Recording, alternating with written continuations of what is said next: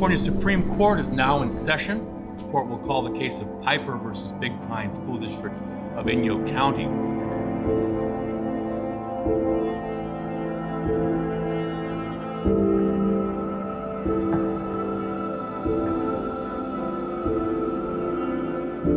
Your honorable justices, may it please the court. We are here together today because 15-year-old Alice Piper, an Indian child, was excluded from district school of Inyo County, where she lives. She's joined by her mother and father, Pike and Annie Piper. Alice was denied admission because she is an Indian child. People talk about Brown versus Board of Education bringing down segregation, but few people even know that it was on the backs of Indian people that actually moved forward to bring that down also with Alice Piper and her case. The district's argument is that because there is an alternative school for Alice, a separate school, Alice should attend the Indian school and not the school where white children attend. As the evidence has shown, Alice was born in California, and neither her nor her parents live on an Indian reservation or are a member of a federally recognized Indian tribe. We point to Political Code Section 1662, which states the school district shall have the power to exclude children of filthy or vicious habits or children suffering from contagious or diseases, and also to establish separate schools for Indian children and for children of Chinese, Japanese, or Mongolian parentage. A lot of things that people hear about that brought us up to 2025 have been told to us by those that were non-Indian people through the education system. Honorable Justices, if this great court were to grant the writ, it would have disastrous effects on this school district.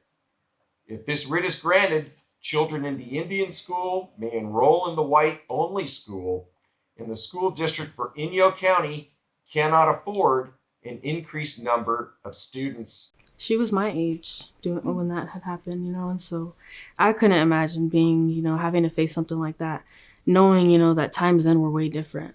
Just to use your voice like that, it's very powerful, especially as a young woman during that time. Like I said, it's remarkable. Just to advocate like that, just for education and equal rights as a whole, it's awesome. You have to go back and imagine how difficult it must have been, because it couldn't have been easy. 1920s, that took so much tremendous courage to raise her hand and say, this isn't right. We have to say her name, Alice Piper. I said, we're not really going to stop fighting until she's like on that MLK Rosa Parks level, because that's where she should be. Because it's not about us holding, it's not about us gatekeeping. I have to be the one that shares it, or this person has to be the one to share it. It needs to be everybody. It needs to be whoever gets it out there, and whoever has the resources and the access. That's what's important, so that we can continue to share her story for future generations. So the younger members that are here today, when they go to school and they're told they can't wear their regalia at graduation, that they're able to stand up. And it's not just their voices, it's all of our people's voices that are standing with them. After hearing the arguments and reading the papers that have been submitted, the court rules in favor of Alice Piper. The Big Pine School District is ordered to admit Alice Piper to the public school. Ms. Piper is not required to attend the Indian school in lieu of the public school, and the court finds the district policy of excluding students of Native American heritage from participation in its public school to be unlawful.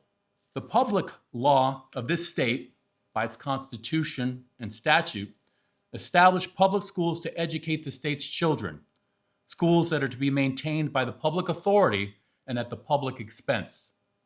Therefore, as a result of Ms. Piper's citizenship conferred to her by her place of birth, she is equally entitled to be educated at the public's expense. Our clan, Yohaviatan clan, we shared our song.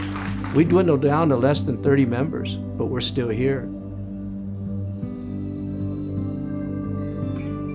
And that's the voice of Alice Piper, the voice of our people and elders. We're still here.